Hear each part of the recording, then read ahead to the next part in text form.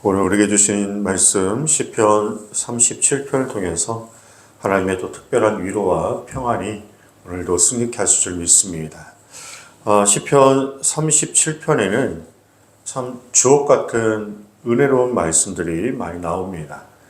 물론 모든 하나님 말씀들이 다 은혜가 있지만 어떤 말씀들은 특별히 해석이 필요하지 않는, 어렵지 않는 그냥 말씀만 읽어도 깨달음을 주는 그런 말씀이 있는데 시편 37편은 또 그런 말씀입니다.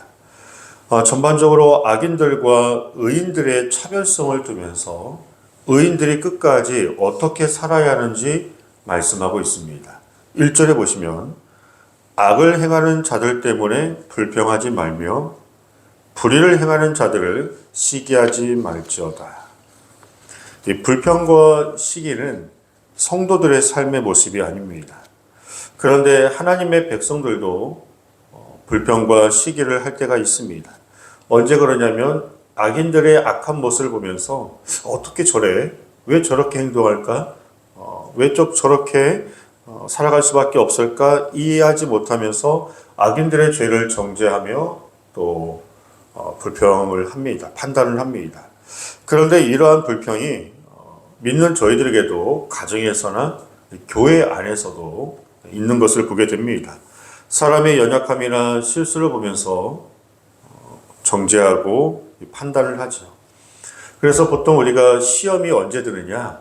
다른 사람의 실수와 연약함에 대해서 판단과 정죄가 들어갈 때 그때 이제 시험이 들고 미움이 찾아오고 은혜가 떨어지면서 내가 옳고 저 사람은 틀렸다라고 하는 교만해지는 때가 바로 그때입니다.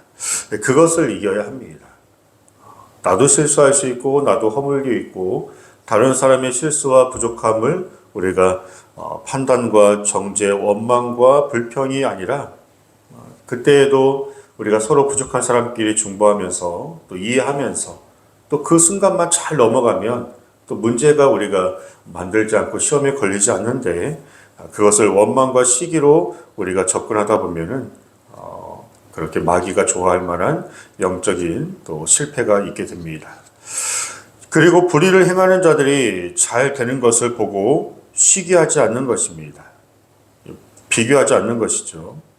그래서 저희는 그렇지 않을 거라 믿지만 이제 열심히 뭔가 좀 믿고 기도해 보려고 하는 사람들이 기도를 안 하는 저 사람들도 하나님 믿지 않는 저 사람들도 나보다 더 잘 사는데 나는 이렇게 기도 열심히 하는데 왜 내 삶은 어렵냐라고 하면서 악인들이 형통하는 걸 보고 시기의 마음을 가져오면은 우리의 믿음이 또 영혼의 마음이 평안이 빼앗기고 흔들릴 수 있습니다. 우리가 악인들이 잘 되는 것을 시기할 이유가 없는 게 2절에 보시면 그들은 풀과 같이 속히 배임을 당할 것이기 때문입니다. 순간은 뭔가 잘 되는 것 같지만 의로우신 하나님께서 악인들의 삶 또 그들의 가지고 있는 모든 소유를 다 풀과 같이 베는 것처럼 심판의 때가 있습니다. 그래서 저희는 어떻게 살아야 하냐? 3절에 여호와를 의뢰하고 선을 행하라. 땅에 머무는 동안 그의 성실을 먹을 거리로 삼을지어다. 항상 우리는 하나님을 의지하고요. 선을 행하고 천국에 가기 전 땅에 머무른 이 삶에서는 우리가 늘 성실해야 합니다. 악인과 똑같은 사람이 되어서는 안 되는 거죠. 우리는 삶의 방법이 좀 다른데 하나님께 문제가 있지만 맡깁니다. 그리고 다른 사람은 그렇게 생각하고 행동하고 또 살아간다 할지라도 우리는 끝까지 해야 할 것은 선한 마음을 갖는 것이고 또 선한 행동을 우리는 하는 것이죠. 내게 주어진 모든 일에 성실을 다하여 감당하는 자들에게 하나님께서 악인들과 또 다른 축복의 은혜를 우리에게 부어 주시는 것입니다. 그러면서 4절에 보시면 또 여호와를 기뻐하라. 그가 내 마음의 소원을 내게 이루어 주시리로다. 여호와를 기뻐하고요. 5절에 내 길을 여호와께 맡기라. 그를 의지하면 그가 이루시고 내 의를 빛같이 나타내시며 내 공의의 정오의 빛같이 하시리로다. 내 모든 문제를 하나님께 맡길 때 정오의 환한 빛과 같이 내 마음을 비춰주시어 근심 걱정으로 어두운 마음들이 회복되어집니다. 7절에 여호와 앞에 잠잠하고 참고 기다리라. 자기 일이 형통하며 악한 꾀를 이루는 자 때문에 불평하지 말지어다. 하나님 백성들은 기도하였다면 잠잠히 참고 기다려야 합니다. 그리고 기도하지 않는, 또 하나님 믿지 않는 악한 자들이 뭔가 우리랑 똑같이 또는 우리보다 잘 되는 것처럼 보인다 할지라도 불평하지 말아야 합니다. 8절에 분을 그치고 노를 버리며 불평하지 말라. 오히려 악을 만들 뿐이라. 이 악이 언제 만들어지냐?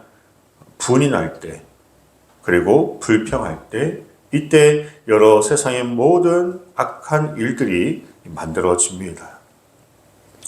아까도 말씀드린 것처럼 성도의 삶은 세상 사람들과 똑같이 살아갈 수 없습니다.